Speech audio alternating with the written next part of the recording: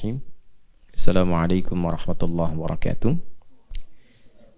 Alhamdulillah wassalatu wassalamu ala Rasulillah wa ala alihi wa sahbihi wa man walah wa ba'd. Teman-teman sekalian, di pertemuan yang lalu kita telah mempelajari tentang roadmap kehidupan manusia, peta jalan, peta hidup. Setelah kita membahas tentang esensi kehidupan kita, siapa ini kita ini, kenapa ada di dunia, apa yang dilakukan, kemana setelah itu, bagaimana dievaluasi. Nah, kita sudah membahas itu semua dan memahami dan menemukan siapa kita, keturunan siapa, tugasnya apa. Ya, bagi yang baru bergabung, dicek lagi di awal jumpa kita saat i'tikaf. Pembahasannya ada.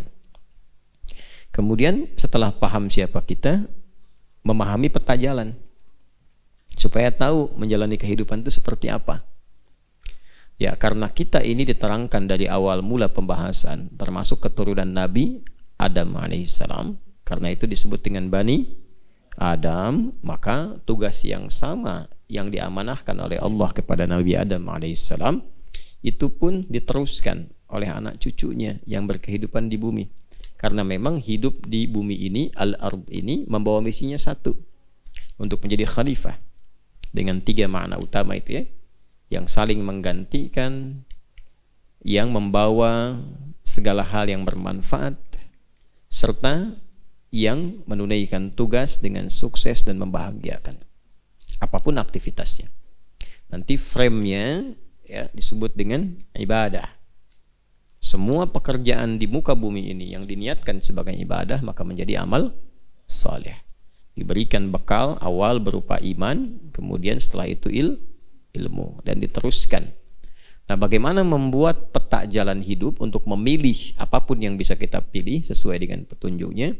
Maka rumusnya keluarkan semua kata Bani Adam yang terdapat dalam Al-Quran. Kita sudah hitung itu ya, setidaknya berjumlah 7 bagian ya, 7 kata disebutkan dalam Al-Quran di beberapa surah yang berbeda. 5 menggunakan ya Bani Adam, 2 tidak menggunakan ya, tapi hanya menggunakan Bani Adam. Terdapat di surah Al-A'raf 5 kali disebutkan, ayat 26, 27, 31, 35 dan 172. Di surah Al-Isra di ayat ke-70 dan surah Yasin di ayat ke-60. Nah, di pertemuan yang lalu kita sudah mengambil 4 ya. Ya kan? Baik, membahasnya dari surah apa dan ayat berapa dulu? Masih ingat? Al-A'raf 172. Jadi, sebelum berkehidupan, memulai aktivitas sebagai khalifah di muka bumi dengan 3 misi tadi, sebelum terlahir Allah sudah mengingatkan mengambil komitmen ya, yang diberikan bekal iman dulu. Ingat itu ya. Jadi nanti apapun yang dilakukan dalam kehidupan kita itu di muka bumi, tugasnya apapun, maka kalau ingin mudah, ingin lancar ya, harus diawali dengan iman. Kan belajar pakai iman. Wa ma kana al-mu'minuna liyanfiru kaffah, kan? Kemudian bekerja pakai iman. Ya ayyuhalladzina amanu kulu min thayyibati ma razaqnakum. Kalau kita mulai semua dengan iman, maksudnya menyambungkan, mengoneksikan diri kita dengan Allah, maka oleh Allah akan dibuka semua akses kemudahan-kemudahan dalam berkehidupan. Nah, nanti pembuktian iman itu lahirnya perbuatan yang dinilai benar oleh Allah, dinilai baik. Semua perbuatan yang dinilai baik disebut soleh, amal soleh namanya. Amal itu perbuatan. Kalau Allah nilai itu baik, benar, disifati dengan soleh.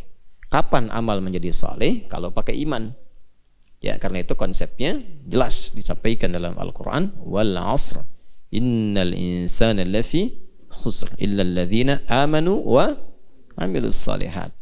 Dan kita sudah bahas di pertemuan lalu, setelah kita akan memulai dengan iman itu, maka yang pertama dilakukan bangun konektivitas dengan Allah. Makanya dalam bentuknya apa? Ya, dalam bentuk ibadah pertama yang menyambungkan kita dengan Allah berupa salat. Jadi sebelum memulai aktivitas duniawi kita, bangun dulu hubungan dengan Allah. Nah, iman itu mengoneksikan kita dengan Allah. Bagaimana mengaktifkan sinyal iman? Kan harus aktif. Antum punya handphone, ada sinyalnya, tapi nggak diaktifkan, handphone nggak dinyalain, turn on, nggak dinyalakan. Bisa nggak dipakai untuk komunikasi? Tidak. Nah, cara menyalakan iman itu, ya, mengoneksikan dengan Allah itu nanti ada panggilan, panggilannya panggilan iman. Itulah yang di ayat 31. Jadi dari ayat 172 ke ayat 31. Ya kan? Dari Bani Adam ke ya Bani Adam, komitmennya Bani Adam. Wa idz akhadha rabbuka mim bani Adam min zuhurihim dzurriyyatahum wa asyhadahum ala anfusihim alastu bi rabbikum. Nah, itu komitmen keimanan, syahadat, persaksian. Setelah itu diaktifkan sinyal imannya.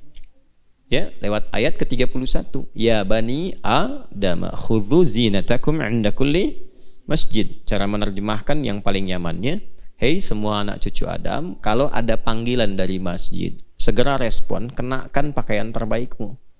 Tuh, menghadap Allah tuh begitu, harus pantas. Ya, kan kita pengen kasyaf, dibuka segala kemudahan, akses. Nah, karena itu ketika menghadap Allah, berpenampilan yang baik. Ya, baik penampilan itu penampilan fisikal, pakai baju yang bagus, terus komunikasi juga ditata.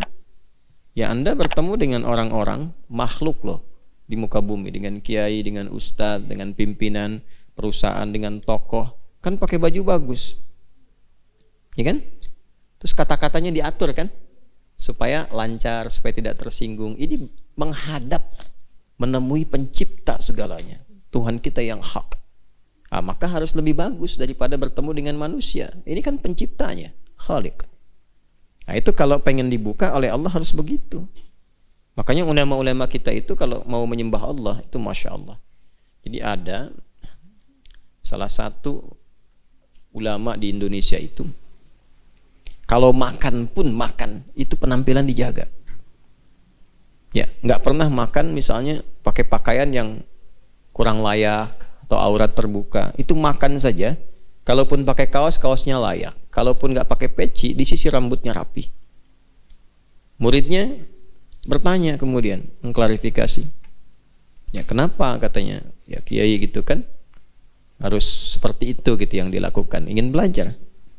Ya, kata beliau, saya bukan mengagungkan makanan, ya, bukan mengkultuskan makanan, ya bukan, tapi mengagungkan pemberi rizki. Itu. Mensyukuri, saya sedang bersyukur kepada Allah karena sedang diberi makan sekarang. Jadi cara mensyukurinya itu dengan menggunakan pakaian yang pantas untuk mensyukuri nikmat Allah. Wah, itu susah memang memahami seperti itu. Harus sampai ke taraf ilmu hikmah. Ya, kalau sudah mendapatkan hikmah itu, semua yang kita hadapi itu semuanya kita merasakan anugerah Allah. Jelas ya? Nah, karena itu panggilannya panggilan iman. Dari masjid itu kan ada panggilan kan? Ya kan? Sampai ke telinga kita kan? Telinga bahasa Arabnya disebut udhun. Jamaknya adzan. Adzan kan dari masjid. Adzan itu kan sifatnya panggilan kan? Terus disebutkan nama siapa di situ? Allah. Nah, nama Allah ketika disebutkan itu sedang mengkoneksikan iman, di turn on, diaktifkan iman kita lewat suara itu. Dipijit tuh. Tak. Nyala enggak? Nah, kalau nyala ada getaran di hati. Nah, itu bukan ilmu otak-atik, itu dari Quran surah ke-8 ayat kedua. Al-Anfal ayat 2. Innamal mu'minuna alladzina idza dzukirallahu wajilat qulubuhum.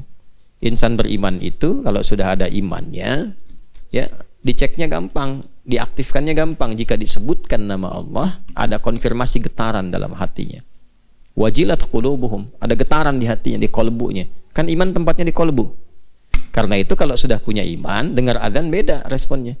Allahu Akbar, nyala. Nah, ya kan? Nyala imannya. Ya Allah, sudah adzan.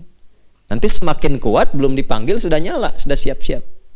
Tapi kalau belum punya iman, nggak akan pengaruh suara adzan tuh. Ini suara apa sih? Gitu. Hah?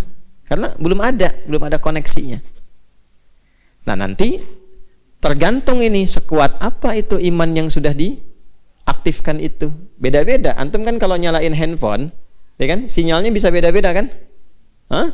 Ada yang sinyalnya kuat, ada yang sinyalnya biasa-biasa, ada yang sinyalnya lemah. Kalau sinyal lemah, komunikasinya lancar nggak? Nggak kan? Naik turun kan? Ya kan? Sinyalnya kuat, cepet. kan, jelas komunikasinya, terang. Nah itu begitu, orang-orang yang imannya itu kuat, nah ini ya dipanggil itu bukan sekedar datang, tapi dia mempersiapkan dengan penampilan yang layak. Gitu. Kenapa? Kenapa? Karena alladzina yadhunnuna annahum mulaqu rabbihim. Gitu. Quran surah ke-2 Al-Baqarah ayat 46. Karena mereka merasa akan menghadap Rabbnya. Karena merasa menghadap Rabbnya yang paling agung itu, maka diperbaiki penampilan, dibagusin. Nah, itu membuka akses. Ya. Gini. Kalian datang ke orang tua dengan penampilan yang bagus, harum gitu. Orang tua senang nggak? Kata-kata sopan, senang nggak? Senang. Dipeluk, dicium, didoain walaupun belum diminta. Kadang-kadang dikasih uang saku. Gitu ya. Allah itu punya sifat Rahman dan Rahim. Kita datang dengan menghamba, tapi memuliakan diri kita dengan penampilan terbaik untuk mengagungkan Allah. Allah senang. Gitu ya. Nah, kalau Allah senang, semua dibuka. Makanya cara kita meningkatkan semua nilai-nilai aplikasi iman itu kan ujungnya disebut takwa. Kalau sudah takwa, kan diakumulasikan, takwa itu kan bentuknya itu refleksi dari iman. Pancaran iman itu takwa. Ya, bentuknya kan amal soleh kumpulannya. Salat, infak, puasa, zakat itu dari iman semua. Alladzina yu'minuna bil ghaibi wa yuqimunas shalah wa mimma razaqnahum yunfiqun. Ya ayyuhalladzina amanu kutiba alaikumus syiyam. Kalau dikumpulkan semuanya jadi takwa nanti. Ya, makanya takwa itu kan selalu melekat ya dengan amal soleh kan. Puasa ujungnya takwa, la'allakum tattaqun. Yang tadi itu yang kita sholat, kita infak, dibukanya dengan takwa, hudal lil muttaqin. Kalau sudah takwa, akses dibuka. Iman ketemu takwa, dibuka langit dan bumi. Apapun yang mau kita dapatkan, Allah buka. Itu yang surat Al-A'raf itu, ayat 96. Walau anna ahlal qura amanu wattaqaw la fatahna 'alaihim barakatim minas sama'i wal, dibuka pintu langit bumi. Jadi beraktivitas di bumi dibuka, akses ke langit cepat. Ya, itu gambaran kalau kita berdoa itu cepat dikabulkan. Itu kan kalau kita beraktivitas dimudahkan, dibuka. Mau ilmu pakai takwa, percepatan. Quran surah kedua akhir ayat 282, wattaqullaha wa yu'allimukumullah. Punya masalah cepat diselesaikan. Ya. Wa may yattaqillaha yaj'al lahu makhraja. Makhraja kan, wa yarzuqhu min haitsu la yahtasib. Ingin bahagia, takwa. Wattaqullaha la'allakum tuflihun. Tuh. Itu aksesnya. Nah, untuk mempraktekkan itu semua amal soleh, setelah kita pengen meningkatkan iman, pengen punya akses takwa, kan mesti ada contoh kan yang mengajarkan. Nah, maka masuklah kepada ayat yang ketiga. Kemarin kita bahas kan? Apa ayat selanjutnya? Ayat 35 tentang Rasul kan? Ya bani Adam imma yatiyannakum rusul. Makanya kalau pengen sholat, lihat Rasul contohkan. Ya kan? Jelas ya? Mau zakat, lihat keterangan dari Rasul sallallahu alaihi wasallam bagaimana ukuran-ukurannya. Mau haji, mau puasa, pasti ada ketentuan. Nah, indahnya dalam Islam tidak ada satu pun aktivitas kecuali Rasul memberikan petunjuk, mengajarkan, bahkan menyontohkan. Gitu. Itulah di Islam itu lengkap semua, koneksinya tersambung semua. Makanya nggak mungkin ini buatan manusia, sekali lagi. Ya, ini pasti Allah yang berikan, yang punya segalanya. Nah, kemudian setelah kita siap, bikin petanya itu, mau ngerjain apa, yang kemarin kan ini, terakhir ya, yang kita bahas itu, dari mulai ibadah sampai ke muamalah. Setelah itu apa? Setelah itu, mesti waspada, pelajari tantangannya. Nah, kalau mau ke sini kan lihat jalan, ya kan? Nah, kan ketahuan kan? Kalau lihat map itu ada merah kan, terus ada laporan kan, ya kan? Kalau nggak tahu di jalannya itu ada lubangnya, ya kan? Macetnya parah gitu, terjebak kan di situ. Kalau nggak tahu licin bisa terperosok, apalagi jalannya malam, ya kan? Maka apa yang harus dilakukan? Mesti tahu selain penunaiannya, ya kan? Juga tahu medannya. Selain tahu bagusnya, tahu juga tantangan-tantangannya. Ya, maka di Islam tuh mengajarkan seperti itu. Makanya kalau mau kemanapun dipelajari dengan baik. Mau bekerja juga begitu. Mau bisnis pelajari resikonya apa, tantangannya apa. Belajar juga begitu, harus tahu ke kampus mana ada apa aja. Kira-kira tantangan yang dihadapi akan apa saja. Itu. Mau belajar mata pelajaran apapun, lihat tantangannya apa. Itu lengkap di Islam itu.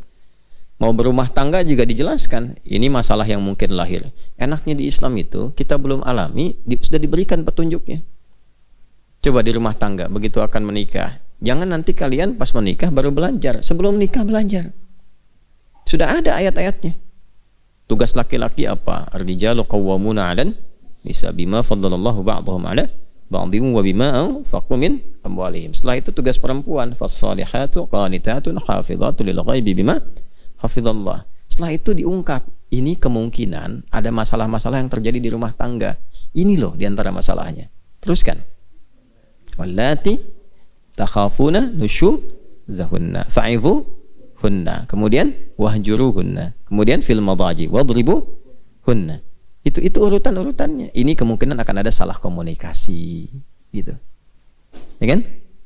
Kemungkinan akan diem-dieman. Tuh. Kemungkinan, awas hati-hati, ada kontak fisik tuh. Kalau ada kontak fisik, mana yang ditoleransi, harus seperti apa, jangan sampai menyakiti. Ya, kemungkinan ada yang nggak selesai masalahnya di antara suami istri, mesti ada pihak-pihak lain yang memberikan solusi. Siapa yang harus dipilih? Ayat nanti 35-nya. Fa in khiftum shiqaqa bainihima fab'athu hakaman min ahlihi wa hakaman min ahli. Ada lengkap semua. Di Islam tuh indah, lengkap. Ya, balik lagi. Nah, maka disampaikan setelah ada petunjuk dari Rasul, dijelaskan kepada kita ada tantangan nanti yang akan mengganggu. Jangan dikira diminta sholat, Rasul contohkan, kita kerjakan lancar begitu aja. Tidak, akan ada pengganggu. Dan sudah mendeklar kepada Allah dia akan mengganggu. Ya, nah, maka di situ diingatkan. Nah, pindah lagi yang keempatnya Bani Adamnya. Surat apa ayat berapa? 7 ayat 2. 7. Apa bunyinya? Ya bani Adam la yaftinannakumus syaitanu kama akhraja abawaikum minal jannah. Disebutkan setan. Di setiap amal baik pasti akan ada setannya yang mengganggu kita supaya tidak menunaikan kebaikan itu. Di setiap ada yang soleh akan selalu ada godaan potensi untuk salah. Ingat itu ya. Nah, boleh bikin status. Di setiap amal soleh akan selalu ada godaan, ya, yang mengarahkan pada potensi salah. Karena ada apa? Ada setan. Nanti kita akan belajar lagi. Nanti setiap itu cari lawannya. Setan lawannya siapa? Malaikat. Makanya dengarkan bisikan malaikat ketika ada provokasi dari setan. Akan selalu dua itu. Ya, kalau kalian misalnya keluar mau pakai sendal orang, itu pasti ada dua bisikan. Yang satu pakai aja dulu, ntar kan tinggal bilang setelah itu. Yang satu akan bilang jangan. Bagaimana kalau meninggal saat dipakai? Kan belum izin. Tuh. Nah, yang baik itu malaikat, yang jelek setan. Jelas? Maka malaikat disebutkan 88 kali di Quran, setan disebutkan 88 kali. Nah, sama itu jumlahnya. Artinya dalam setiap perbuatan kita itu malaikat selalu mendorong untuk baik, tapi saat yang bersamaan setan juga selalu memprovokasi. Antum mau ngerjain apapun, setan tuh selalu memberikan was-was. Apapun itu. Termasuk mau ngaji juga begitu. Apa dikira akan lancar saja? Tidak. Mau itikaf juga begitu. Selalu itu. Nanti saat yang bersamaan ada bisikan lawan berupa kebaikan. Itu pasti itu. Jelas ya? Baik, itulah yang 4 yang sudah kita bahas. Sekarang masuk kita pada bagian yang ke 5, 6 dan 7. Baik, kita bangun konektivitas dengan Allah. Kemudian kuatkan ibadah, pokoknya sholat. Lihat contoh dari Rasul, bagaimana mengajarkan di semua aktivitas. Waspada dengan setan, yang keempat. Yang kelima, 6 dan 7, berarti ada 3 ayat lagi yang belum kita tampilkan ya. Baik, kalau sudah kita dapat poin ini, maka kita harus sudah mulai menata diri, menyiapkan. Ya. Jadi konsepnya kan sudah paham kan? Nah, maka eksekusi. Siapkan diri kita. Ya, kalau mau ke undangan itu udah tahu petanya, Udah tahu jalannya, dandan kan? Ya kan? Kayak baju yang rapi, udah disiapin semua kan? Nah, tinggal berangkat kan kemudian ya, udah tahu jalan, jadi lancar sampai ke tujuan. Undangan jam 10, setengah 10 udah datang, karena tahu waktu kan. Nah, maka kita pun sama, kalau sudah tahu, sudah paham, siapkan. Ya, tadi kan yang mau disiapkan apa? Iman, amal soleh kan? Akumulasinya jadi takwa kan? Maka yang kita siapkan agenda-agenda takwa, dan sudah tahu setannya menggodanya bagaimana. Jadi kita bisa atasi itu. Ya kan? Petunjuk Rasul untuk mempraktekkan semua ajaran itu seperti apa. Maka yang tinggal kita praktekkan bagaimana menyiapkan agenda takwa, mengenakan pakaian takwa kita supaya kita eksekusi. Nah, kira-kira dari 7 itu ayat yang mana tuh yang ada pakaian takwanya? 26. Ya bani Adam qad anzalna alaikum libasa yuwari sawatikum warisha. Terus walibasut taqwa dzalika khair. Itu ya. Ya anak cucu Adam, demi keagunganku aku telah turunkan kepadamu, berikan kepadamu pakaian yang menutup aurat. Nah, itu ada 2 maknanya. Ada secara fisikal, bahwa hidup kita itu akan tertutup auratnya, berpakaian yang benar. Jangan terbuka aurat. Aurat itu maksudnya begini, kalau kebuka jadi jelek. Aurat itu sesuatu yang terbuka, yang kalau kelihatan jelek itu aurat. Ya. Jadi aurat itu bukan tertutup, aurat itu terbuka. Sesuatu yang gak enak dilihat terbuka, makanya ditutup. Ya kan? Nah, kalau kelihatan jadi jelek namanya sau. Sau. Kalau jadi perilaku namanya su. Ya, di sesuatu yang nggak enak terlihat itu sau namanya, sauatikum, ya kan? Sudah? Qad anzalna alaikum libasa yuwari sauatikum wa risha. Risha di situ model yang bagus-bagus. Ya, silahkan, ini makna pertama, makna hakiki. Jadi silahkan kenakan pakaian yang bagus-bagus, modelnya mungkin juga bisa beraneka ragam, kan? Ini baju-baju ya kita sebut baju koko kan modelnya macam-macam kan. Silahkan, jadi fashionable orang muslim itu. Quran itu menuntun kita untuk menyesuaikan berpenampilan yang bagus, silahkan senyamannya. Ya, mungkin beraneka ragam budaya bisa macam-macam pakaiannya. Di Indonesia saja kan Masya Allah, Jawa dengan Sumatera dengan Kalimantan punya khasnya kan. Nah, tapi pakaian khas itu jangan sampai sebagus-bagusnya tapi aurat kebuka. Ya, aurat-aurat pokok yang nggak enak dilihat, yang lihatnya aja nggak enak gitu kan. Ya, oh tapi kan itu biasa aja, berarti kebanyakan lihat yang nggak bagus. Karena kalau kebanyakan lihat, nanti mata itu sudah nggak sensitif lagi. Gitu. Kalau orang lihat gambar-gambar yang buruk, kebanyakan lihat nggak sensitif lagi, malah terus dianggap biasa nantinya. Ya, ada orang nonton video porno atau lihat misalnya pornografi, gambar-gambar nggak elok. Awal-awal itu pasti ada penolakan. Karena sau ketika dipraktekkan su, tapi kalau keseringan dianggap biasa. Maka orang-orang yang menganggap normal aurat itu kebanyakan lihat yang salah. Makanya matanya nggak peka dengan yang benar. Ya kan? Itu pakaian terhormat kok. Iya, di kalangan Anda yang biasa ngelihat yang salah. Gitu kan? Paham ya? Nah, tapi kalau kita kembalikan pada cara yang benar, tertutup. Kan fitrah manusia itu sebetulnya kalau melihat sesuatu yang tak pantas dilihat, sensitif tuh, nggak enak ngelihatnya. Ya, ngapain sampai dibuka-buka begitu, gitu kan? Nah, dan seterusnya lah. Kita nggak usah bandingkan dengan makhluk-makhluk lain. Ya, cukup kita berperilaku sebagai manusia aja. Nah, Allah itu mengatur kita supaya tampil bermartabat dan membedakan dengan makhluk-makhluk yang lainnya. Karena nanti ada fitrah makhluk yang memang nggak berpakaian. Kalau berpakaian jadi aneh. Memang auratnya mesti tampil. Ya, kalau nggak tampil jadi aneh. Apa diantaranya? Hewan. Ya, coba kambing kasih pakaian, aneh. Ayam kasihin jaket, aneh. Ya, silakan. Singa kasihin sarung, aneh. Ya, jadi bingung malah gitu. Ya, jadi bingung karena memang konsep hidupnya seperti itu, dibuat itu untuk tampil apa adanya.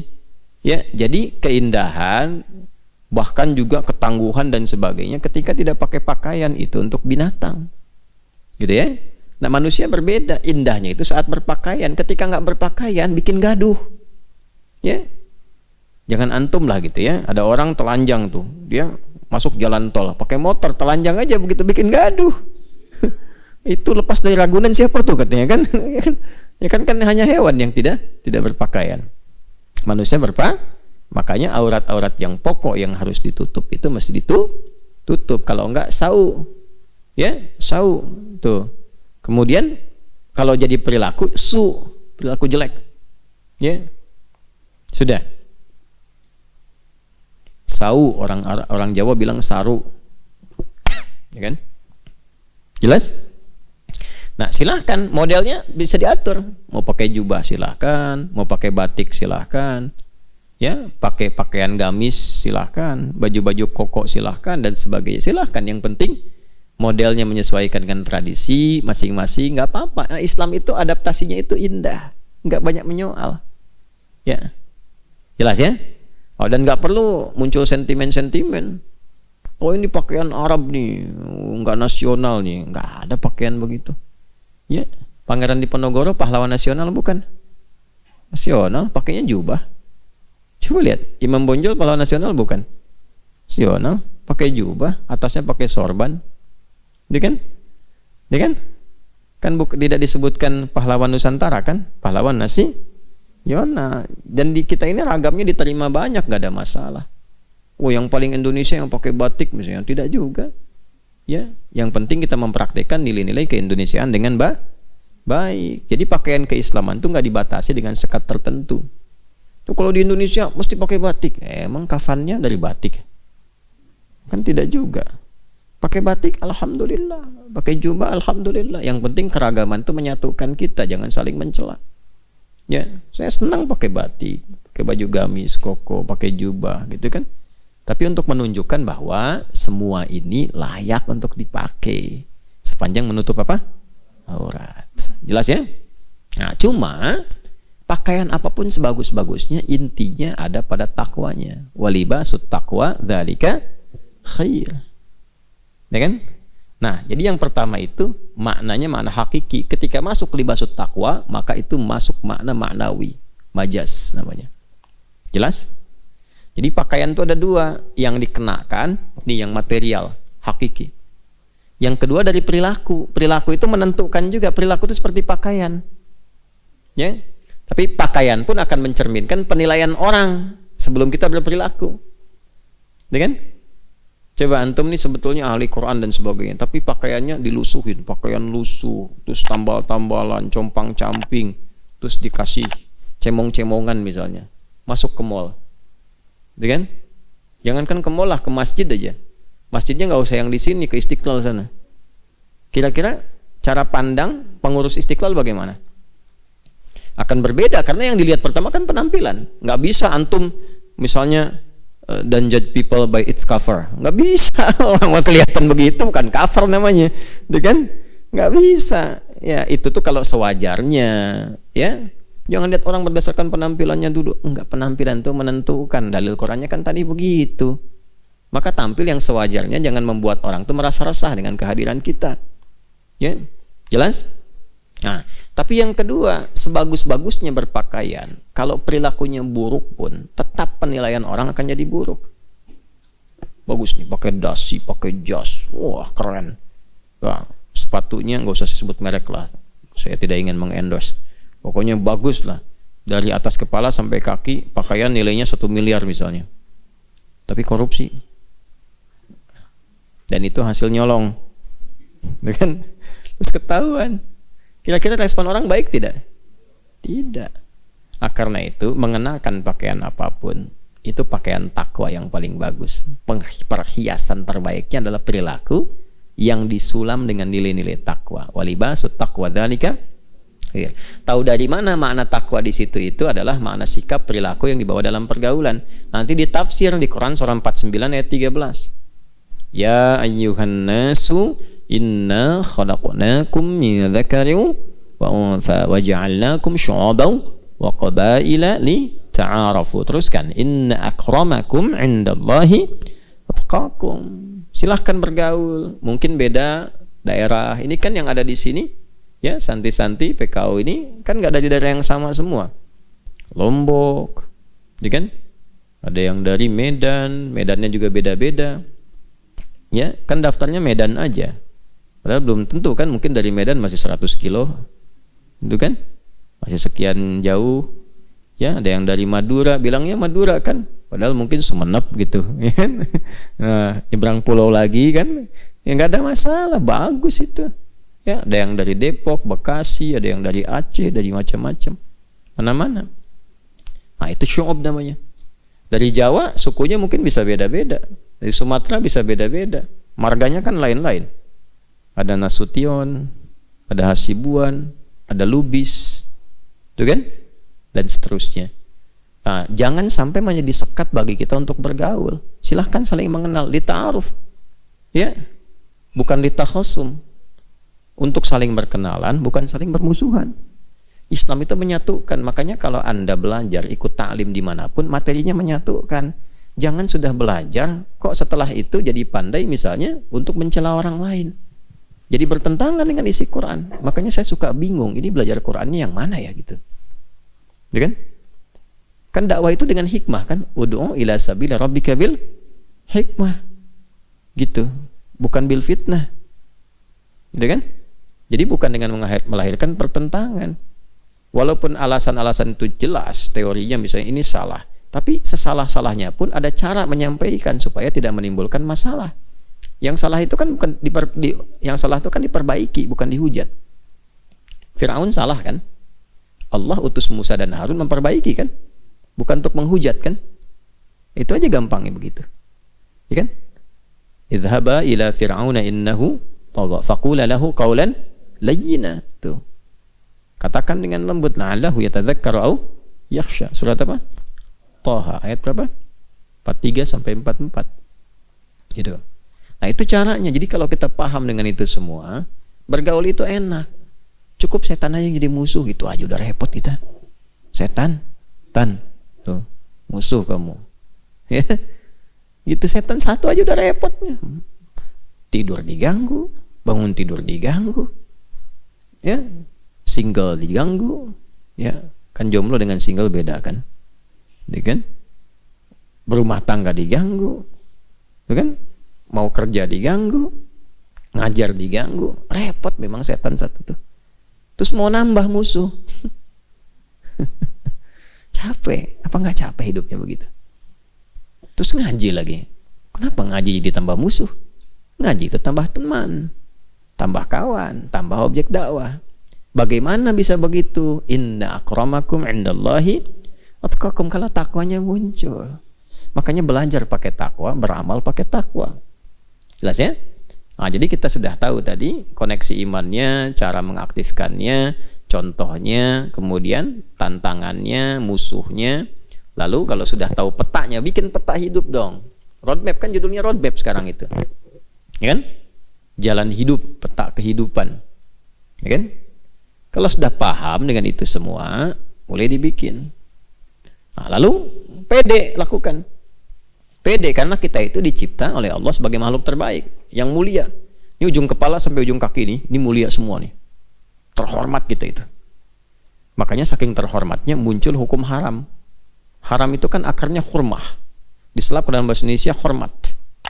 Kenapa muncul haram? Supaya menjaga kehormatan kita. Karena kita dari lahir sampai berkehidupan, sampai pulang oleh Allah itu spesial dibandingkan semua makhluk yang lain, dimuliakan, statusnya terhormat. Maka muncul ayat ke-6 Quran surah ke-17 ayat 70, Bani Adam lagi. Walaqad karramna Bani Adam, Quran surah 17 ayat 70. Walaqad karramna Bani Adam. Itu pakai lam dan qad tuh, pakai taukid dan tahqiq. Ada ayatnya paling kanan di pertengahan di mushaf.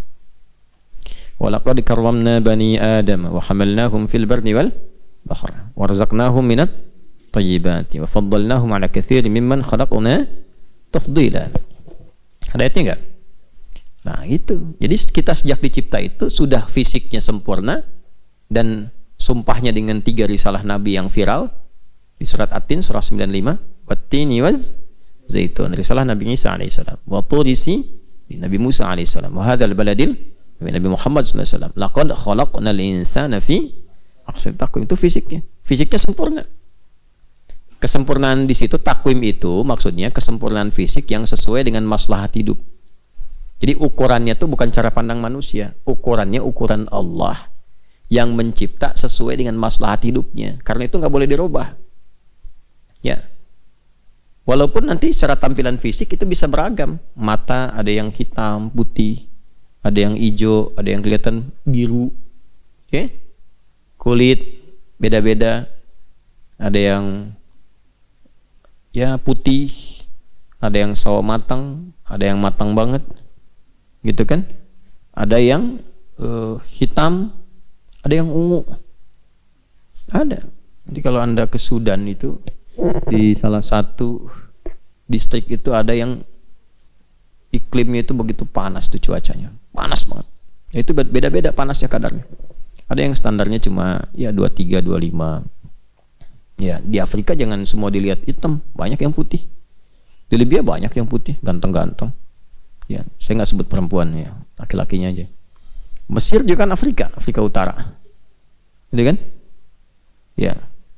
Sebab perempuan tuh kasihan, dan kadang kasihan tuh maksudnya begini, ke kitanya bukan ke perempuannya. Bisa jadi kalau nggak bisa jaga hati, fitnahnya banyak. Ngelihat yang cantik bisa jadi salah, syahwat muncul. Lihat yang jelek, ngejek. Kan sama aja dosanya.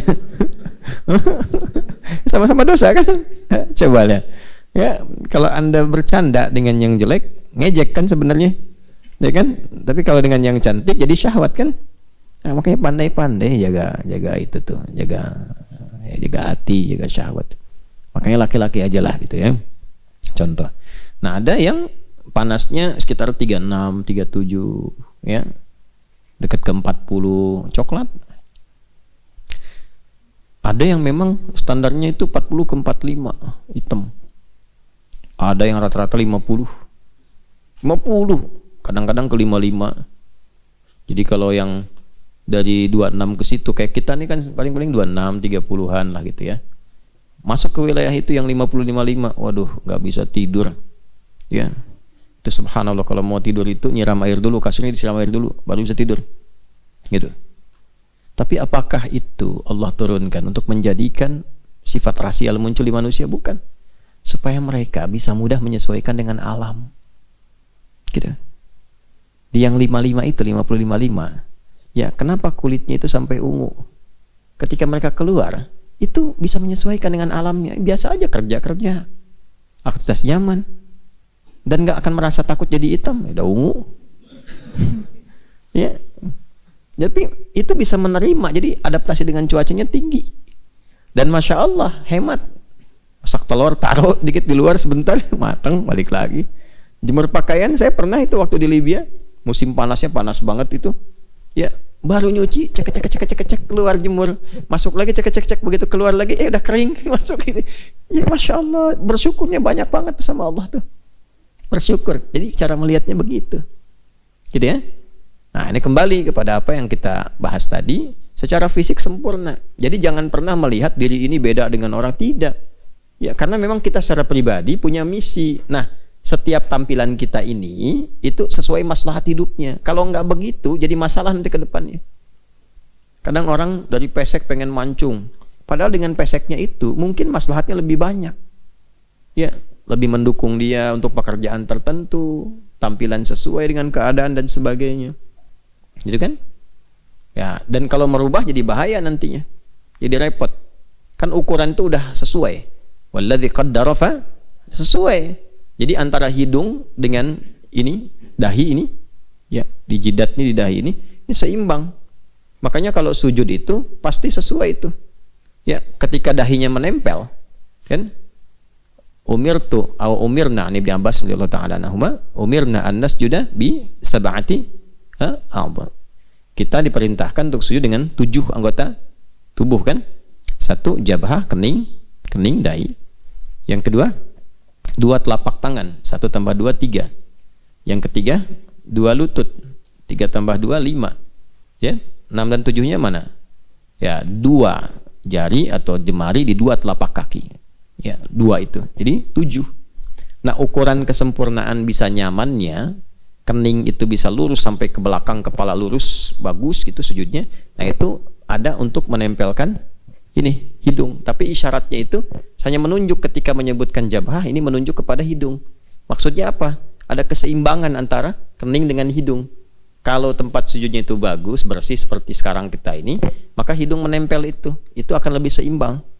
Ya. Tapi kalau tempatnya misalnya ya diprediksi ada debu, walaupun bersih apa, tapi mungkin sensitif hidung apa, itu hidung bisa naik sedikit misalnya kan, tapi masih tetap seimbang bagus. Nah kalau dirubah dari pesek jadi mancung, nggak akan seimbang. Begitu mau nempel, pasti nyangkut dikit begitu. Ya kan? Ya. Makanya kalau antum namanya Picasso aja, nggak usah jadi Pinocchio. Jelas ya? Itu. Jadi nggak usah dimancung-mancungin, yang mancung nggak usah dipesekin. Sebab ketika dia pesek jadi begini ntar sujudnya. Yang mancung jadi begini. Ya, paham ya? Ya sesuaikan aja apa adanya, sesuai dengan fitrah yang Allah telah berikan. Karena setan diantara godaannya begitu, provokasi tuh. Model berkembang bro, kan bro tuh masuk. Oh nggak bagus kalau nggak dirubah. Robah dulu aja dikit, tuh kan? Ya minimal tampilin dulu. Mula-mula tuh cuma nempel-nempel, besok-besok diganti. Sampai ganti ya gender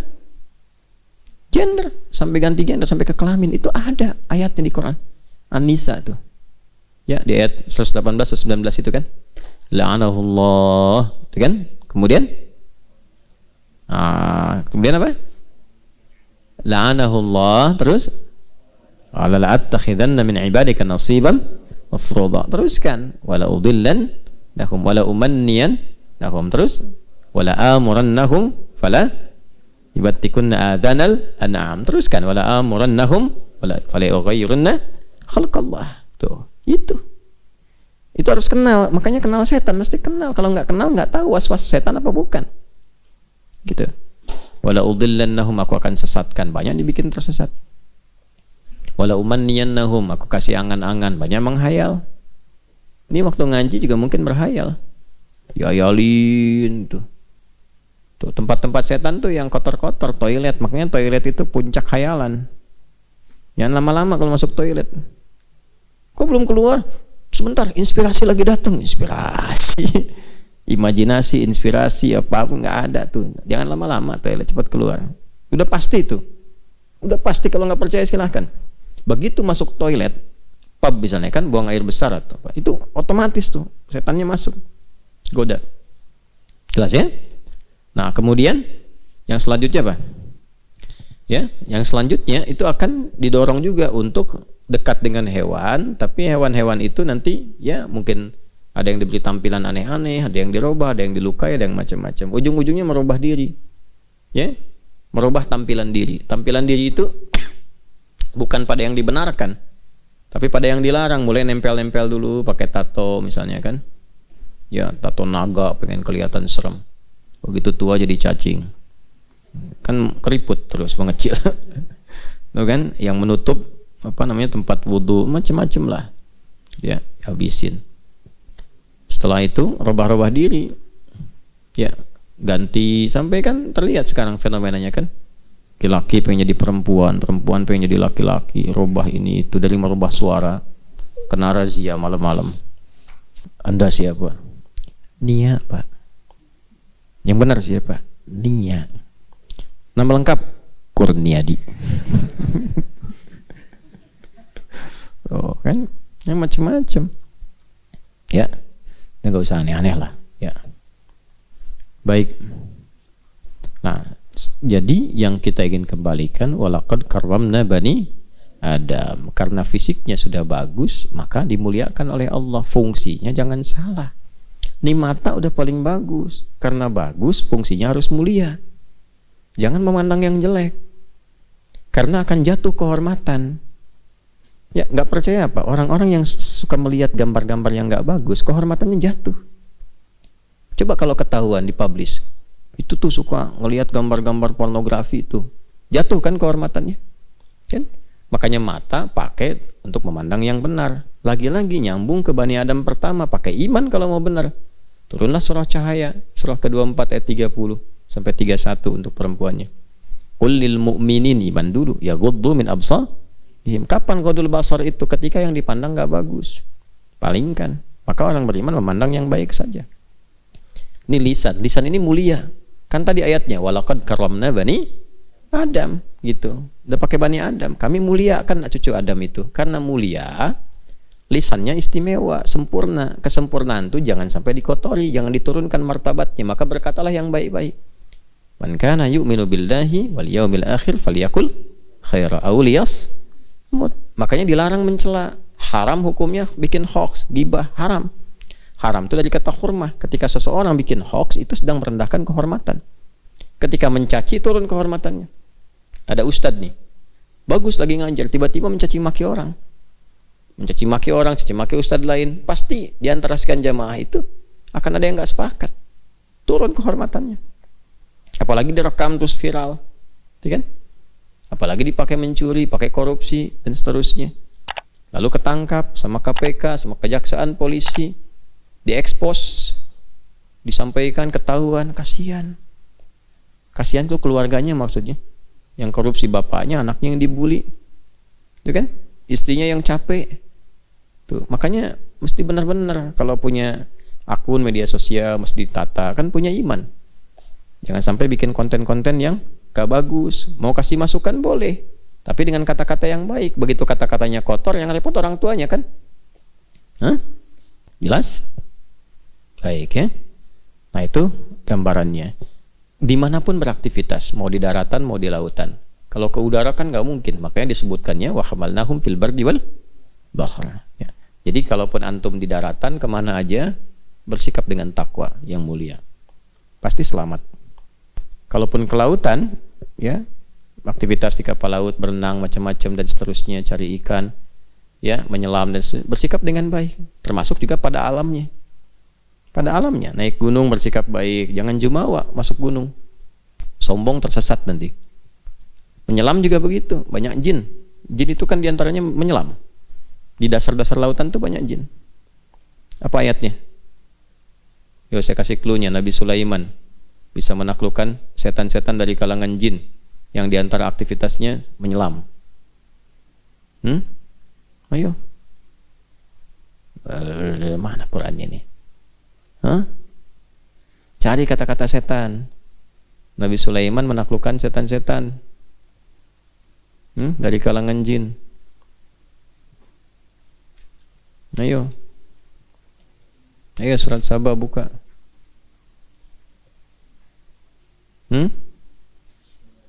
Terus? Mar, kencangin Mar suaranya Mar. Tegap Mar. Yo. Oh, surat apa? Soal ayat 37. Nanti nyambung tuh dari surat Saba, terus juga ke surat Sod juga ada ditemukan. Ya, nanti di surat Saba itu tentang jifanin kal jawab dan seterusnya, kemampuan-kemampuan itu menaklukkan awan dan seterusnya. Nanti di surat Sod dirinci lagi. Ya, ada salah satu di antara aktivitas jin-jin itu yang di lautan terdalam. Di antara untuk menyelam. Ruas itu menyelam ke dalam. Lihat di tafsirnya nanti. Ya, di pegunungan juga sama. Ada bagian dari jin-jin dan sebagainya. Ada. Ya, kalau ngajinya khatam kita nanti insya Allah akan temukan. Cuma bukan pembahasan itu yang sedang kita bahas. Ya, maksudnya apa? Kalaupun beraktivitas di lautan, mencari ikan, sedang diving, menyelam apa, tetap dengan takwa, jangan sombong. Itu ya. Nah, sehingga tampil terhormat dan Allah jaga. Naik gunung juga jangan sombong. Ya, ada adabnya. Demikian seterusnya. Ya, kemudian mencari rezeki karena kita sudah mulia, maka rezekinya pun harus yang baik-baik. Razaqnahum minat thayyibat. Harus yang baik. Kalau nggak baik, berarti imannya bermasalah. Jelas? Nah, udah 6 aja konsisten tuh. Makanya rukun iman ada berapa? 6. Jangan salah. Kan udah dikasih jalan yang benar, petunjuknya ada, rasulnya ada, dijelasin, setannya dijelaskan. Gangguannya begini, udah tinggal tampil aja, terus pede, kita itu makhluk terbaik, pede jalanin, udah 6. Begitu lewat yang 6 dilewatin, disuruh beriman malah kufur, disuruh rendah hati malah sombong, disuruh takwa malah membangkang, itu kan, kriminal dan sebagainya. Maka pulangnya susah. Oleh karena itu dikecam oleh Allah saat pulang. Muncullah surat Yasin ayat 60 sampai 65-nya itu. Ya, diminta waspada dengan setan malah diikuti. Makanya ketika kembali kepada Allah, dibalikin komitmennya. Ya, alam ahad ilaikum ya bani Adam. Terus Allah ta'budu syaitan. Aku kan udah bilang ke kalian, kan kita udah komitmen. Ahad itu kan mengambil ahdun, ta'ahud itu mengambil komitmen, perjanjian. Kita kan udah ngambil perjanjian. Al-A'raf 1 juga kan ada perjanjian. Jangan diikutin setan. Malah diikutin kalian ini. Yang kalian selalu lakukan itu bangun koneksi dengan aku, dengan ibadah. Wa ani buduni hadza siratum mustaqim. Jadi kan? Karena aku udah bilang yang harus kalian lakukan itu aktifkan imannya, perbanyak ibadahnya, ikuti jalan Rasul. Kenapa yang ikutin setan? Walaqad adalla minkum jibillan katsira. Terus tuh, apa kamu nggak sadar? Akal kamu nggak dipakai? Aku kan kasih akal. Setan tuh kan banyak nyesatkan, kayak malah diikutin. Ya walaqad adalla minkum jibillan katsira. Tuh kan? Itu banyak disesatin. Apa kamu nggak sadar? Kan aku kasih akal, kamu bisa bedakan mana baik, mana benar. Ya, mencuri itu baik apa enggak? Enggak, soleh atau salah? Salah, udah tahu salah, akalnya mengatakan salah, masih mencuri. Bohong itu salah, masih bohong. Berselisih itu salah, masih saling mencela. Disesatkan. Setelah itu apa? Oh, jahanam. Udah masuk jahanam kamu. Tuh. Sama sekalian sama setannya sekalian, diikutin. Kan kamu ikut setan. Udah ikut setan sana ke jahanam. Gitu, masukin ke situ. Nah, jadi yang 7 itu nanti pengingat yang sangat dalam. Alhamdulillah dikasih tahu dari sekarang supaya di akhirat tidak terlibat. Jangan udah dikasih tahu sekarang, jauh-jauh hari di akhirat masih terlibat. Awas nih, besok pesawat take off jam 7. Ya, bis maghrib mau jelang isya. Di bandara udah dari jam 5 subuh. Mau take off jam 7. Nginep hotelnya deket bandara. Masih ketinggalan pesawat. Kan deket situ tuh. Ada. Tahu waktunya, siapin. Dikasih tahu, gate-nya ini, ininya gini, ininya ini dan seterusnya. Nah, sekarang dikasih tahu di akhirat nanti jangan sampai dikecam oleh Allah karena di dunia ikut-ikutan setan. Nah, kita sedang di dunia, jangan ikut-ikutan. Jelas ya? Disiapkan dari sekarang. Untuk menghindari itu semua. Kalau enggak dikecam, udah masuk jahanam. Nah, itu mulut mau bicara udah nggak bisa. Makanya ayat 65-nya itu al-yauma nakhtimu ala afwahihim. Mulutnya mau protes nggak bisa, buktinya semua kuat. Nggak bisa, udah nggak, bukan waktunya untuk ngeles. Yang bicara tangannya, kakinya, udah. Al-yauma nakhtimu ala afwahihim wa tukallimuna aydihim wa tashhadu arjuluhum bima kanu yaksibun. Nah, itulah 7 roadmap kehidupan kita itu. Ya. 7 peta jalan hidup dari mulai lahir sampai dengan kembali kepada Allah. Ya, jadi 7 peta jalan hidup. Kurang lebih itu yang kita bisa bahas. Selesai uraian kita, tinggal kemudian kita turunkan jadi panduan berkehidupan. Apapun yang kita pilih untuk bisa kita teruskan sebelum kembali kepada Allah Subhanahu wa taala. Mohon maaf apabila dalam uraian ada hal-hal yang tidak tepat untuk disampaikan dan tidak sedikit pun dimaksudkan untuk menunjukkan pada sesuatu yang tidak baik, tapi untuk mengingatkan kita semua agar kembali kepada Allah dalam ketakwaan. Allahumma taqabbal minna innaka antas sami'ul alim wa tub 'alaina innaka antat tawwabur rahim. Allahumma faqihna fid din wa 'allimna ta'wil. Rabbana atina fid dunya hasanah wa fil akhirati hasanah wa qina adzaban nar. Wa sallallahu ala sayyidina Muhammad wa ala alihi wa sahbihi ajma'in.